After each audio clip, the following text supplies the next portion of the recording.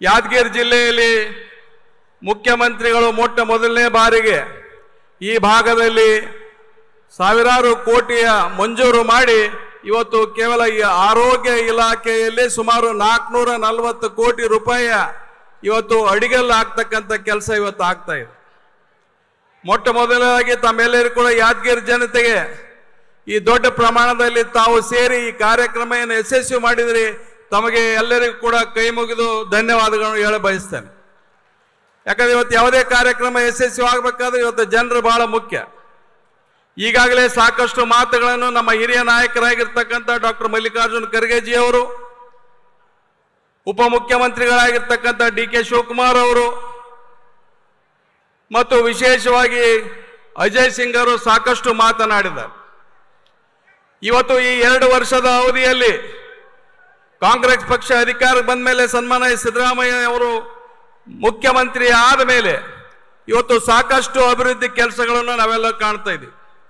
ಈ ಭಾಗದಲ್ಲಿ ವಿಶೇಷವಾಗಿ ಇವತ್ತು ನೀರಾವರಿ ಇರ್ಬೋದು, ಆರೋಗ್ಯ ಕ್ಷೇತ್ರದಲ್ಲಿರ್ಬೋದು, ಶಿಕ್ಷಣ ಕ್ಷೇತ್ರದಲ್ಲಿರ್ಬೋದು, ಇನ್ಫ್ರಾಸ್ಟ್ರಕ್ಚರ್ ಅಲ್ಲಿ ಇರ್ಬೋದು, ಇವೆಲ್ಲದೂ ಕೂಡ ಸರ್ಕಾರ ಮಟ್ಟದಿಂದ ಹೆಚ್ಚಿನ ಒಂದು ಹಣಕಾಸು ಕೊಡುವ ಮುಖಾಂತರ ಈ ಭಾಗದ ಅಭಿವೃದ್ಧಿಗೆ ನಾಂದಿ ಆಡ್ತಕ್ಕಂಥ ಕೆಲಸ ಇವತ್ತು ಸನ್ಮಾನ್ಯ ಮುಖ್ಯಮಂತ್ರಿಗಳು ಮತ್ತು ವೇದಿಕೆ ಮೇಲೆ ಇರ್ತಕ್ಕಂಥ ಬಹುತೇಕ ಎಲ್ಲ ಸಚಿವರು ಕೂಡ ಇವತ್ತು ಈ ಭಾಗದ ಜನರಿಗೆ ಸಮಸ್ಯೆಗಳನ್ನ ಇವತ್ತು ನಾವು ಓದಂತ ಸಂದರ್ಭದಲ್ಲಿ ಇವತ್ತು ಮಾಡಿಕೊಟ್ಟಿರ್ತಕ್ಕಂಥ ಕೆಲಸ.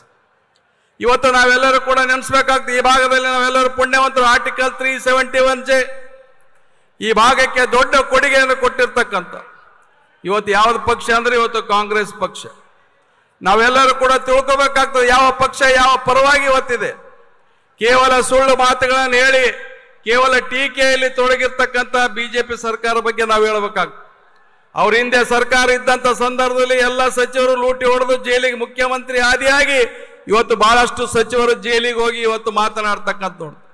ಗ್ಯಾರಂಟಿ ಬಗ್ಗೆ ಇವತ್ತು ಟೀಕೆ ಮಾಡ್ತಕ್ಕಂಥದ್ದು ನೋಡ್ತೀವಿ. ಇವತ್ತು 5 ಗ್ಯಾರಂಟಿಗಳನ್ನ ಇವತ್ತು ಸಾಮಾನ್ಯ 5 ಗ್ಯಾರಂಟಿಗಳನ್ನ ನಾವೇನು ಚುನಾವಣೆ ಪೂರ್ವದಲ್ಲಿ ನಾವು ಜನರಿಗೆ ಏನೋ ಭರವಸೆಯನ್ನು ಕೊಟ್ಟಿದ್ದೀವಿ, ಆ ಭರವಸೆ ಈಡೇರಿಸ್ತಕ್ಕಂಥ ಕೆಲಸ ಸನ್ಮಾನ್ಯ ಮುಖ್ಯಮಂತ್ರಿ ಅವರು ಮಾಡಿದ್ದಾರೆ. ಇವತ್ತು ಅದು ಎಷ್ಟೇ ಕೆಲಸ ಅಂದ್ರೆ ಎಲ್ಲರಿಗೂ ಕೂಡ ಗೊತ್ತಿದ್ರು ಕೂಡ ಇವತ್ತು 5 ಗ್ಯಾರಂಟಿಗಳನ್ನ ಮೊದಲನೇ ವರ್ಷದಲ್ಲಿ ಇವತ್ತು ಪ್ರಾರಂಭ ಮಾಡ್ತಕ್ಕಂಥದ್ದು.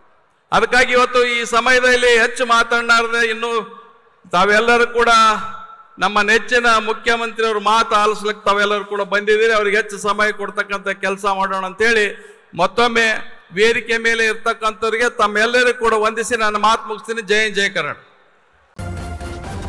ನ್ಯೂಸ್ ಫಸ್ಟ್ ನಿರ್ಭೀತಿಯಿಂದ ನಿಮ್ಮ ಪರವಾಗಿ.